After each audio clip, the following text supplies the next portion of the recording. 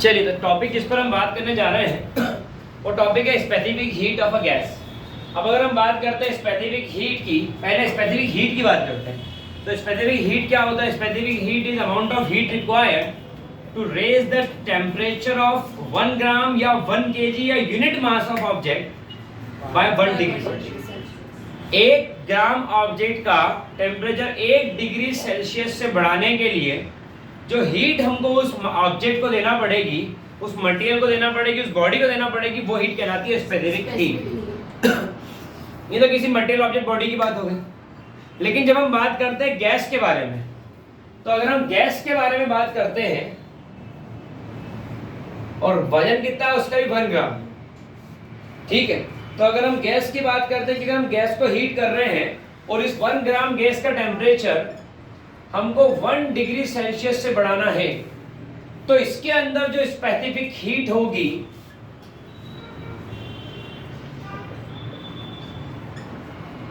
वो फिक्स नहीं होने वाली है, इज नॉट फिक्स्ड। इसके अंदर जो स्पेसिफिक हीट होगी वो फिक्स नहीं होने वाली। That specific heat is actually not fixed. और क्यों फिक्स नहीं होगी इस बारे में ध्यान सुनना कि जब आप गैस को हीट करोगे,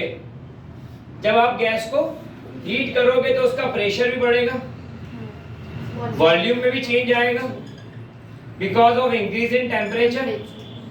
तो यहाँ पर ये दोनों पैरामीटर में भी चेंज आएंगे, या तो इंक्रीज डिक्रीज कुछ भी होगा, जो भी कांस्टेंट वॉल्यूम पर कर रहे हो, कांस्टेंट प्रेशर पर कर रहे हो, क्या कर रहे हो क्या नहीं कर रहे हो, तो इसके अंदर भी चेंजेस आएंगे because of increase in temperature.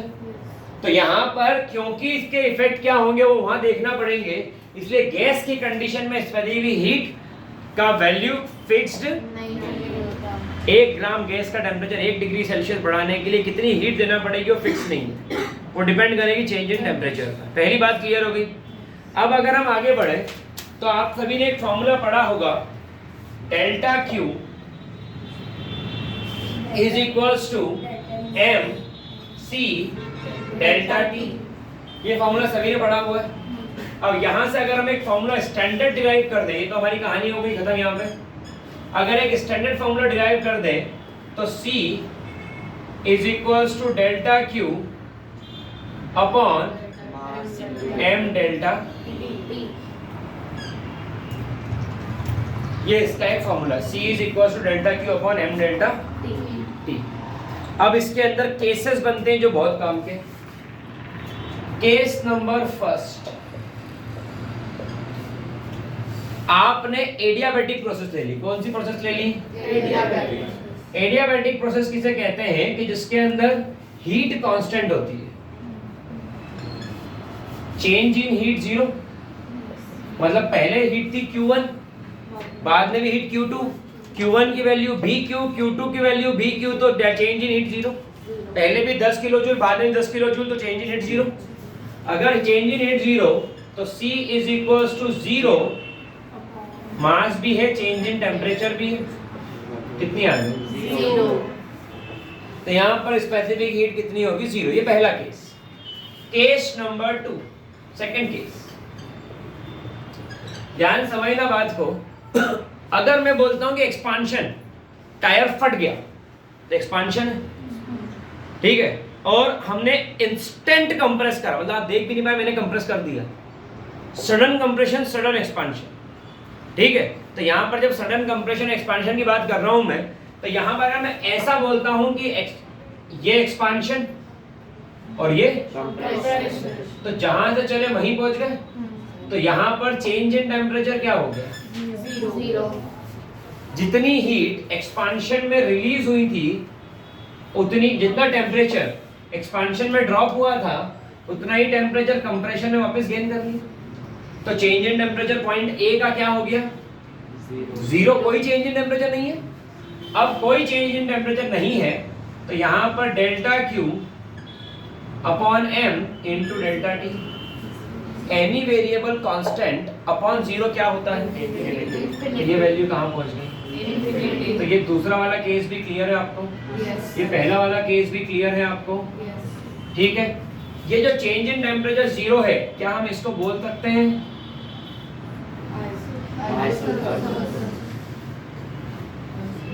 बोल सकते हैं क्या? ये केस 2, ये वाला केस 1, ये वाला केस 2। अब इसके बाद हम आगे बढ़ते हैं, थर्ड वाले केस पर आते हैं, केस 3। केस 3 के अंदर जो अपन यहाँ पर ले रहे हैं, एक्सपांड किया और कंप्रेस किया। अब यहाँ पर fall in temperature due to expansion is less than rise in temperature due to heat supply. Heat supply में टेम्परेचर जो गेन कर राइज हुआ, rise in temperature is more than temperature drop due to expansion. इसका मतलब क्या होता है, आपने एक पिस्टन सिलेंडर अरेंजमेंट बनाया, ये पहले यहां पर था सिलेंडर, पिस्टन पहले यहां पर था, बाद में पिस्टन यहां चला गया, मूवमेंट कर रहा है किधर की तरफ, ऊपर की तरफ, चेंज इन डीएक्स हो गया, सही है। और इसके अंदर क्या फील्ड है, yes. ये ऊपर क्यों गया, क्योंकि नीचे से कोई आया सज्जन और आग लगा दी, ठीक है। अब वो आग लगा दी तो वहां पर क्या हुआ, पिस्टन मूवमेंट कर गया ऊपर की तरफ। जब पिस्टन उसमें ऊपर की तरफ मूव कर रहा है तो टेम्परेचर क्या होगा, डिक्रीज होगा। टेम्परेचर डिक्रीज उस रेट से नहीं हो रहा है जिस रेट से हम हीट सप्लाई करते हैं, तो हमारा हीट सप्लाई फास्ट है और ड्रॉप इन टेम्परेचर कम है। तो बताओ इसके गैस पार्टिकल्स गर्म होंगे ठंडे होंगे, गर्म होंगे। उनको मैं हीट क्या दे रहा हूँ, मान लो मैं उनको हीट सप्लाई कर रहा हूँ 10 जूल, और बिकॉज ऑफ एक्सपांशन में टेम्परेचर चेंज हो रहा है, वहां पर वैल्यू चेंज कम हो रही है, ठीक है। मैं टेम्परेचर ज्यादा प्रोवाइड कर रहा हूँ और वो टेम्परेचर लॉस कम कर पा रहे हैं, तो वहाँ टेम्परेचर उनका ज्यादा रहेगा, एग्जैक्ट डेल्टा टी पॉजिटिव आएगा। मतलब अगर मैं बोलता हूँ डेल्टा टी, तो वो क्या है, T2 माइनस T1, तो यहाँ पर ये वैल्यू क्या आएगी, क्योंकि T2 क्या है, ये बात आपको समझ में आई क्या, ठीक है। ये थर्मोडायनेमिक्स की एक्चुअल पढ़ाई चल, ये बात समझ में आ रही बात। अब अगर ऐसा कुछ होता है इसके अंदर, तो यहाँ पर आपने लिखा C is equals to delta Q upon M delta T। अब डेल्टा T क्या है इसमें, पॉजिटिव, ये तो पॉजिटिव है ही सही, ये पॉजिटिव, तो यहाँ पर स्पेसिफिक हीट क्या हो जाएगी, मतलब बढ़ रही है कम हो रही है, तो स्पेसिफिक हीट बढ़ रही है सिस्टम की। क्या यहाँ तक की बात नहीं मेरी क्लियर समझ में आ रही है, कोई दिक्कत इसके अंदर सभी को। अब हम थोड़ा सा और इससे भी आगे बढ़ते हैं कि केस नंबर 4,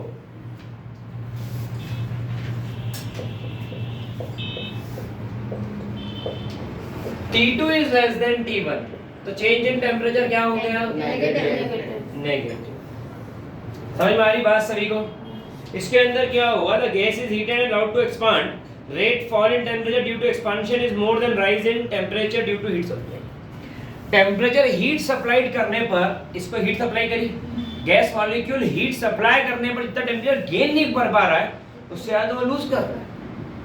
मतलब पानी टंकी के अंदर आ रहा है 1 मिनट में 1 लीटर, और एक सज्जन गए उन्होंने पत्थर मार के टंकी को फोड़ दिया तो पानी बाहर निकल रहा है 1.5 लीटर 1 मिनट में, जा रहा है 1 लीटर 1 मिनट में, निकल रहा है 1.5 लीटर 1 मिनट में। टंकी खाली हो रही है, भर रही है, क्या कभी भी टंकी भरेगी नहीं, बल्कि पूरी खाली होगी थोड़ी देर बाद।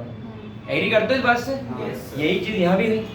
हम हीट सप्लाई कर रहे हैं, टेम्परेचर मतलब बढ़ा रहे हैं उसका 2 डिग्री सेल्सियस इन 1 सेकेंड, और एक्सपांशन के कारण लॉस कर रहा है 3 डिग्री सेल्सियस 1 सेकेंड में। तो 1 डिग्री सेल्सियस 1 सेकेंड का उसके अंदर क्या हो रहा है, टेम्परेचर लॉस हो रहा है।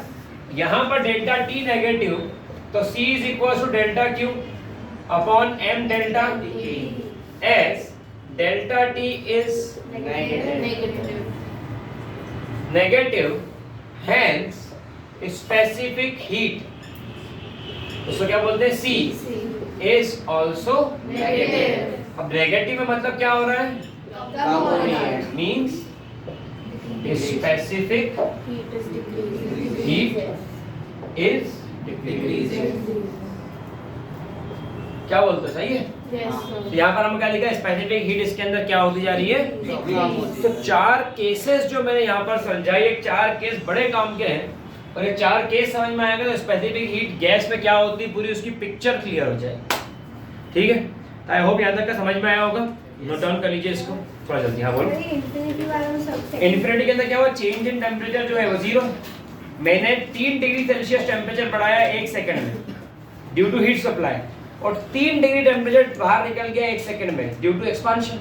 पिस्टन ऊपर चला गया ना, तो मैंने जो हीट दी वो उससे टेम्परेचर बढ़ा ही नहीं, तो प्रोसेस हो गया आइसोथर्मल प्रोसेस। आइसोथर्मल प्रोसेस हो गई तो चेंज इन टेम्परेचर 0। किसी भी वेरिएबल या कांस्टेंट के अपॉन में 0 आ जाए तो इन्फिनिटी अप्रोचिंग हो जाता है। तो यहाँ पर ये क्या हो जाएगा, दैट इज अप्रोचिंग टू, ये अप्रोचिंग टू इन्फिनिटी। क्लियर? तो ये इस तरीके से, ठीक। नोट डाउन करिए इसको, डू इट फास्ट। बाय।